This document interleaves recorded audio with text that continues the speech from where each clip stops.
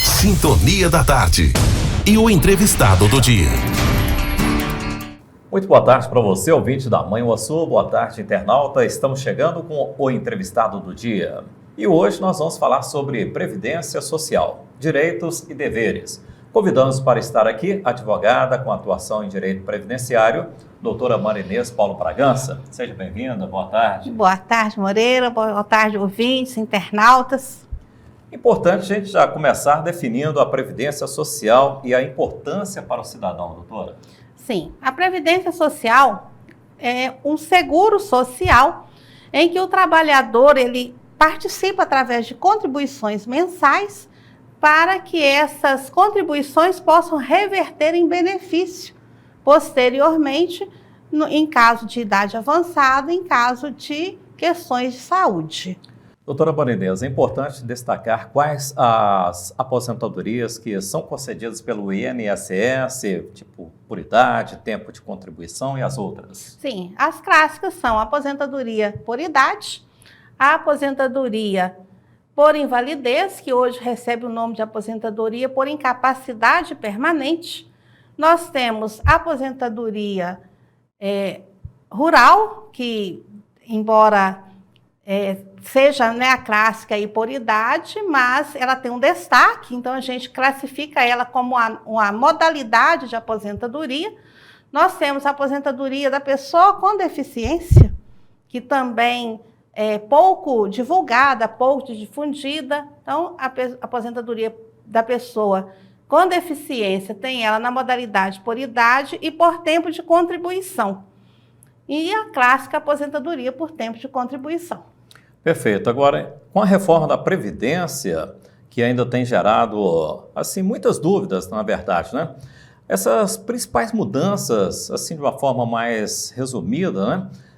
Uma forma especial para que o contribuinte, ele agora precisa ter a idade mínima, o tempo de contribuição para se aposentar, todo um somatório, né? Isso que as pessoas têm ainda questionado, né? O grande impacto da reforma incidiu sobre a aposentadoria por tempo de contribuição, de uma forma geral, seja para o trabalhador da iniciativa privada, seja para o servidor público. O grande impacto da reforma se deu na aposentadoria por tempo de contribuição. E na aposentadoria por idade, teve alteração na questão da mulher, que passou de 60 para 62 anos. Perfeito. Dentro desse direito aí, a aposentadoria, essa mudança em especial, mais específica aí, o trabalhador urbano, né, ou trabalhadora, né, da área urbana também, essas alterações aí, o que você disse, né, mais no tempo de contribuição. No tempo de contribuição e na forma de cálculo. Né? Então, o trabalhador ficou classificado naquele antes da reforma e depois da reforma. Então, o trabalhador que tinha ingressado no sistema, no RGPS, o Regime Geral da Previdência Social, antes da reforma, que foi em novembro de 2019, e que faltava até 2 anos para completar seu tempo de contribuição, ele incidiu numa regra de transição. Aquele que faltava mais de 2 anos incidiu em outra regra de transição para conseguir seu benefício. Então, é aonde que gerou maior impacto. O trabalhador rural, doutora, teve alguma alteração em termos já com essa reforma da Previdência, na contagem do tempo de contribuição, de prestação de serviço? Não. O trabalhador rural permanece inalterado. A mulher aposenta aos 55 anos de idade, o homem aos 60 e tem que comprovar 15 anos como trabalhador rural. O trabalhador rural ele não tem uma contribuição direta para o sistema, a contribuição dele se dá na comercialização dos produtos rurais, e então ele tem que comprovar 15 anos na atividade, esses 15 anos contados a partir da data do requerimento do pedido de benefício para trás. E aí acontece muita pessoa ter trabalhado na roça lá atrás, ainda quando menino, né, que antes podia, ou na adolescência, parou, e às vezes a pessoa entende que pode pegar aquele tempo hoje e usar para poder aposentar, mas não. O tempo é contado da data do requerimento, 15 anos para trás. Perfeito. Antes era uma complicação em termos de buscar documento do passado, né? Isso aí para os advogados também eu acredito que não era fácil até mesmo para orientar e acompanhar, não é? A gente continua Sim. utilizando desse mesmo sistema, né? Nós temos que ainda buscar documentos lá atrás. Por quê? Porque há situações que a gente vai mesclar o tempo rural com a atividade urbana para dar justamente o quê? Tempo de contribuição. Então, nós vamos continuar precisando desses documentos lá atrás, né, de contratos rurais muito antigos, de documentos de sindicato, cartão do INAMPES, antigo INAMPES, é um senhor documento. Quando a gente pega um documento desse para comprovar a atividade rural lá atrás, é motivo de festa. Perfeito. Sintonia da Tarde, com Moreira Lopes. Hoje nós estamos conversando com a doutora Marinês Paulo Bragança, advogada, e estamos falando sobre a previdência, direitos e deveres. E em termos aí da questão para o direito à aposentadoria, para o professor, por exemplo, do ensino público, teve alguma alteração? Como é que é? Teve pouca alteração, né? A alteração vai incidir com maior impacto nas regras de transição. A mesma situação. E o professor, aquele que ingressou no serviço público até 2003, ele atende uma regra. Aquele que ingressou após 2003 vai ter outra regra de transição. Então, tudo é muito detalhado, a gente só pode falar, é assim, caso a caso. Perfeito. Então, cada caso é um caso. Cada caso é um caso. Perfeito. Podemos considerar que essa reforma ela acabou burocratizando um pouco essa questão da busca pela aposentadoria? Bom, eu não diria que burocratizou.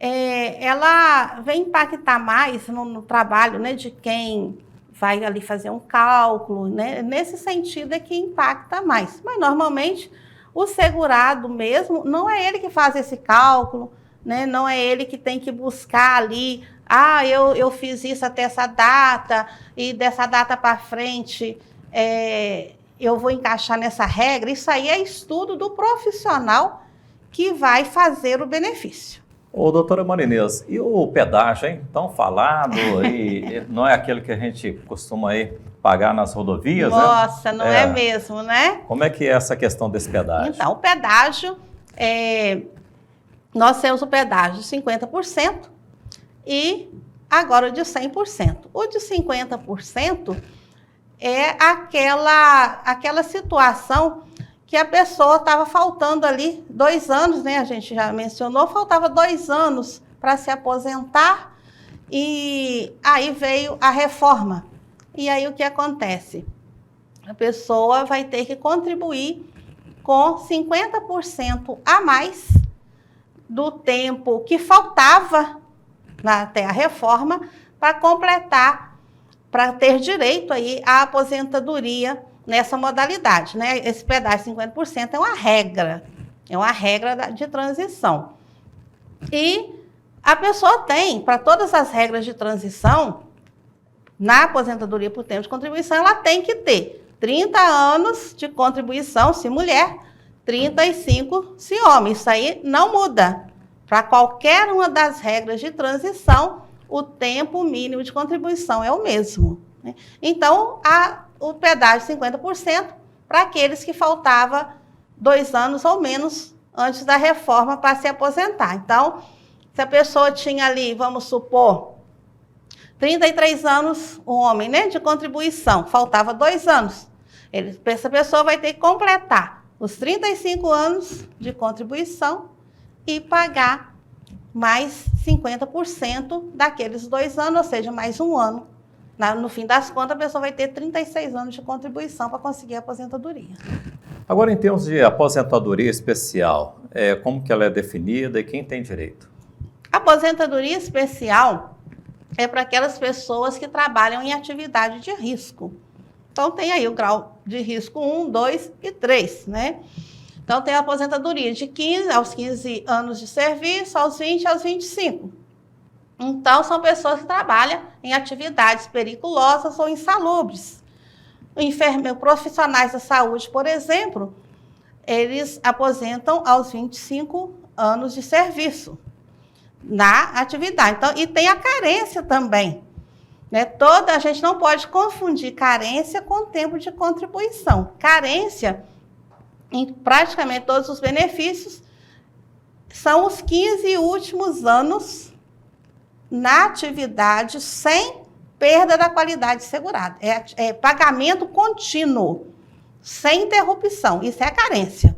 Então, além do tempo de contribuição, então ainda tem que ter a carência. Ou seja, 30 anos para a mulher, 35 anos de contribuição para o homem e tem que ter os 15 últimos anos com pagamento em dia. Perfeito. Agora, em termos aí da aposentadoria por invalidez, que virou a aposentadoria por incapacidade permanente. E aí? Então, a aposentadoria por invalidez ou por incapacidade permanente, há um bom tempo a gente já não pede ela direto. Há um bom tempo, antes mesmo da reforma, o sistema já não tinha lá o íconezinho de eu pedir aposentadoria por invalidez. Então, a gente tem que passar, e é assim até agora, né? Passar pelo auxílio-doença e se a pessoa ficar aí, normalmente, de 2 anos para frente, no auxílio-doença, então a própria perícia vai verificar se a pessoa é candidata à aposentadoria por incapacidade permanente. Então, não teve alteração, a pessoa tem que para requerer o auxílio-doença, para depois ingressar na aposentadoria por incapacidade permanente, primeiramente, ela tem que ter lá a qualidade de segurado em dia. O auxílio-doença requer aí 12 meses de contribuição, né? Isso tem que estar comprovado, no ato do pedido do benefício, não é aquela situação que a pessoa contribuiu um tempo, parou e ficou um bom tempo sem contribuir. Eu tenho 12 meses. Mas não são 12 meses no momento que ela fez o pedido. Regras de transição. Tem gerado dúvidas aí muitos contribuintes. Muitos contribuintes, porque elas não são assim compreensíveis de imediato e não é uma regra que eu poderia dizer geral. Aplica-se a todas as pessoas de igual forma. Voltamos, né? Cada caso é um caso. Há pessoas que podem se encaixar em mais de uma regra de transição. E daí a importância de fazer, né, uma consulta prévia para ver qual a melhor regra que aquela pessoa se encaixa para que ela tenha o melhor benefício. Doutora Marinês, para encerrarmos, nós temos outros pontos, né, muito interessantes, né? Por exemplo, nós temos aqui sobre pensão por morte, se houve mudança no cálculo. Houve realmente? Houve mudança, sim. A pensão por morte, ela sofreu algumas alterações, mesmo antes da reforma. Hoje, ela tem uma regra que concede o benefício de acordo com a idade do cônjuge sobrevivente. Só é permanente, não estou bem certa, mas me parece 45 anos em diante, mais ou menos essa média, é que ela se torna permanente.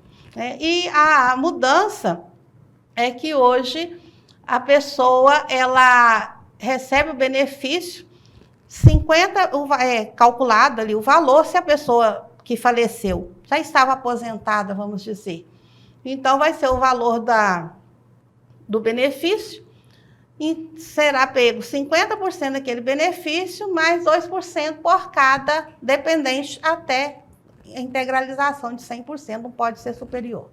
Perfeito. Diante do que foi abordado aqui hoje, a gente observa que é muito importante, né, o cidadão, o contribuinte, ter o acompanhamento, né, a orientação do advogado previdenciário para ajudar a entender a situação diante da Previdência Social. Sem dúvida nenhuma, mesmo porque essas regras são muito complexas. E, como eu disse, o maior impacto se deu na aposentadoria por tempo de contribuição, que é muito procurada, mas para a gente saber qual realmente é o melhor benefício, a melhor regra, é necessária essa consulta. Doutora Marinês, muito obrigado pela participação. Uma boa tarde. Boa tarde e às ordens.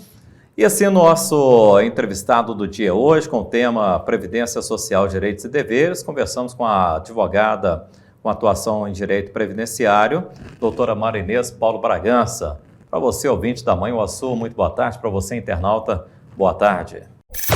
Sintonia da Tarde. E o entrevistado do dia.